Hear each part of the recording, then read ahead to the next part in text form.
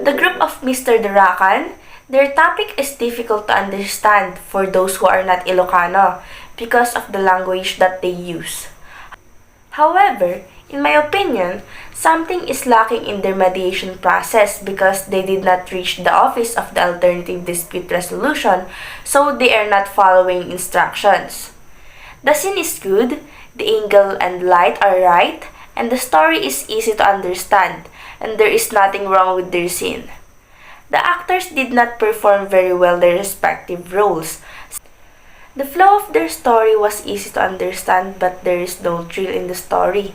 The concept of the scenario is that their case just started in a simple jokes turned into anger until they argue with each other. They settled the disputes at the barangay hall with the barangay captain, and in the last part of the video, they settled the dispute. The group of Miss Ildefonso is about utang. The story started about the agreement between Mr. Aranda, the debtor, and the Mr. Caime. Aranda needed the money badly. Unfortunately, he didn't meet the agreement of paying the debt after 2 years. This group focused on the mediation process, on which they include the scenes through bringing the problem to the barangay hall and have their discussions there. The mediation process is good, but some ways or steps are missing. The details are not clearly said or acted by the actors, but overall, the role-play presentation was good. If possible, some law-related scenes must be clearly specified. The group of Miss Marcos is about bridging a contract about product. The story started about the contract between Miss Mario and Miss Wow. Unfortunately, Miss Wow as the customer didn't satisfied to the service of Miss Mario, which leads to bridging their signed contract. This group focused only on the mediation process, which they include the scenes through virtual discussion with their legal consultants of each of the party.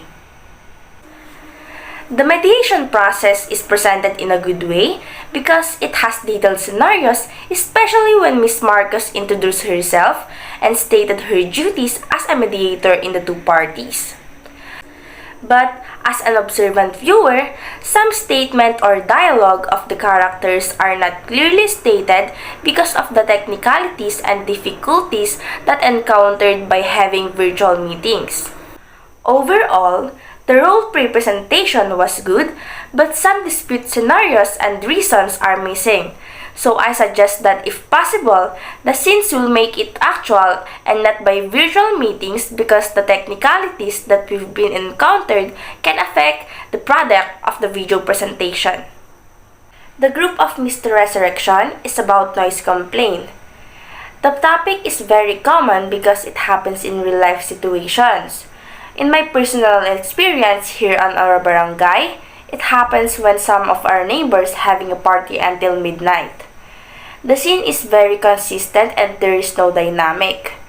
The actors and their acting skills are good, but they still need to improve in terms of facial expressions and pronunciation of words. For me, the introduction is not good because the music is louder than the voice of the persons, so that it is so hard to understand what they are saying. Instead of putting their bloopers in the last part of the video, they also put it during the mediation process and it has a bad results. When the complainant has arrived in the barangay hall, maybe the barangay officials or the captain is the one who became the mediator. Based in our study, the mediator must be from the Office of the Alternative Dispute Resolution and not in the barangay hall. The concept is based in real life, since the concept or the content of this video is commonly happen. There are always alcohol involvement in all disputes between two persons or more in all video that I have watched. But this video make me laugh because they include their funny mistaken action during mediation process. The mediation process is good, although it is not really informative for us, but they did their best to solve their dispute fast and convenience, unlike in other videos. The group of Miss Santos is about sustento. The topic sustento is very common since it really happens in real life situations where the husband or the father doesn't support the child financially. The scene is simple. There is no thrill. When you watch the roleplay itself, you'll already know the story, like kung ano na yung mga magaganap or yung mangyayari. The actors did a great job, especially Mr. Acosta.